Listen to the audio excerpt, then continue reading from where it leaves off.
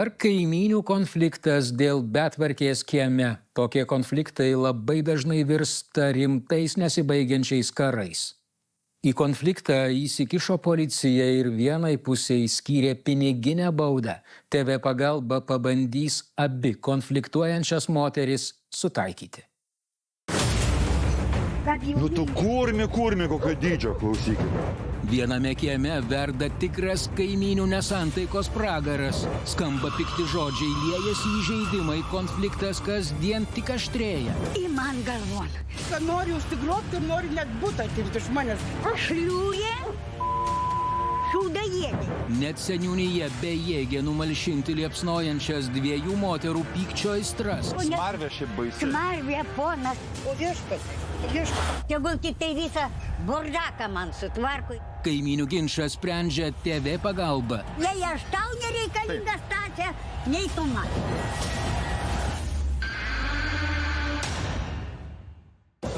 Į TV pagalbą paskambino Janina ir su ašaromis prašė išspręsti ginčus ir konfliktus su kaimynė. Esą kaimynė tarsi nelabasis apsėdo. Moteris nesusitvarko mažo žemės lopinėlio, ant kurio kadaise stovėjo lauko tualetas. O dabar riokso sukiužusios lentos. Kieme tvyro baisi smarvė, o išmatos esą kartais veržiasi ant Janinos malkų. Nu tu kurmi, kokio dydžio, klausykit. Ar kurmis, ar čia?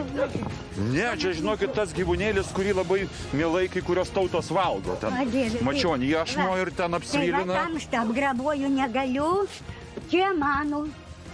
Vanduo eina, snegelis eina, toj parodysiu ir malkas, viską. Ir va, išmatus, viską, nieko ne... Smarvė šiaip baisi. Smarvė, ponas. Čia jūsų pusė, daržas jūsų, namas jūsų. O kaip dabar šitas plotelis įsiterpia į tą visą bendrą jūsų plotą? A čia jos buvo skladelis.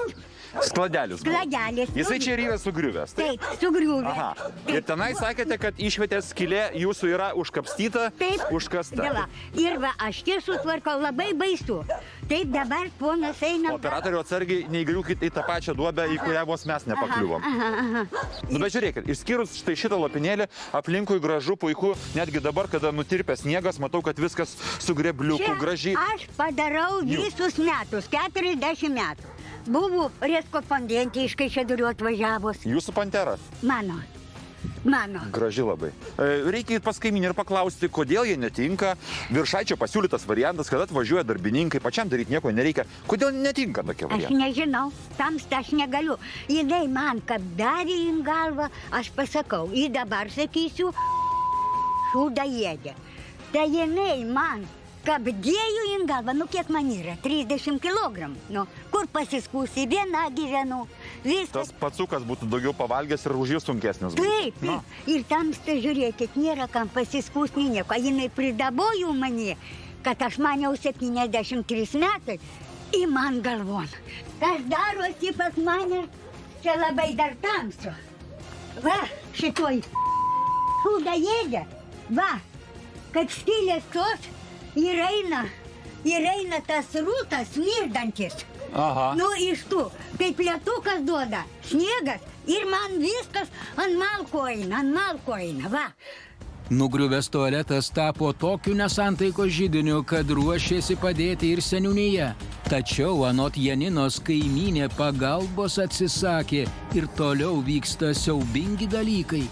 Moterims jau pačioms sunku prisiminti, kiek metų tarp jų vyksta šis karas. Blogybė ta, kad kiemas yra bendras. Esą moteris tuo naudojasi ir užėmė visą teritoriją. Oi, Stasė pasakė visai kitą pusę, pasirodo, kad kaimynė yra lygiai tokia pati bendrasavininkė, to sklypo. Tas sandėliukas turėtų būti per pusę. Mano sandėliukas yra atsakytas. Man priklauso pusę kluono. Bet jūs savanoriškai paliekate jai? Viską jai atidaviau, viską. Net viską atidaviau tai, kas yra. Va, mano ir šiukšlės, mano visas kampas, nuo stulpo iki stulpo. Mano yra teritorija Malkos čia, Malkos Tai ar galiu tai pasakyti, kad jinai savotiškai užgrobus bendrą jūsų kiemą? Taip, jinai viską nori užsigrobti ir nori net butą atimti iš manęs. Dėl dabar sakykit, jinai pati negali su seniūno pagalba susitvarkyti tos išvietės. Kas neleidžia? Jūs sutikimo reikia raštiško? Ne, aš nežinau, ko nori dabar. Aš nesuprantu, ko. Jis nori, kad jūs leistume sutvarkyti tą vietą, Ką? tą kamputį. Teisingai, nes jinai viską nugriovė, tualetą nugriovė lauko. Pati šitokia moteriškutė mažytė. Išklibinau tokį tualetą ir dar plius paskambino seniūnui ir pasakė, Vyčinas buvo seniūnas. Taip. Taip, sako. Taip, Aha. išlaužiau. Išlaužiau. Taip, žmonės Gerai. matė, bet jau dabar jų nėra matarsi. Kuriem pasakius buvo. Tai yra bendra jungtinė nuosavybė su kaimynu. Žinote šitą dalyką, taip?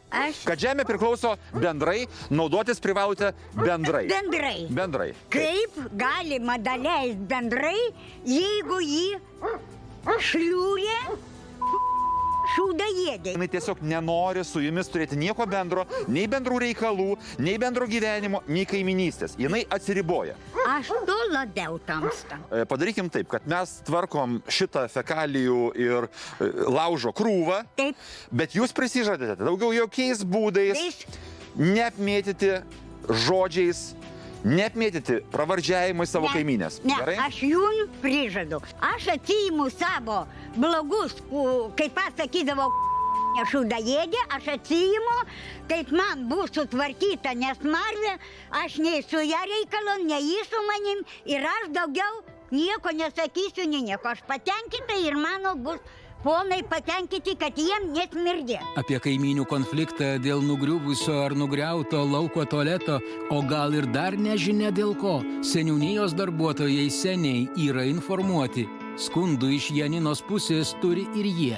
Valdininkai sako, kad yra pasiruošę bemat sutvarkyti nuverstas lentas, kad tik aistros tame kieme nurimtų. Jeigu jau yra bendras sutarimas, kad ta prasme, kad tikrai jau greunate, ir tikrai nekils nei iš vienos pusės, nei iš kitos pusės konflikto, kad žinot, negalima buvo, nes čia buvo mano, tai tikrai padėti galim, čia be problemų. Miela ponia, aš nežinau, kaip jūs įtikinti, bet galbūt suveiks vienas metodas.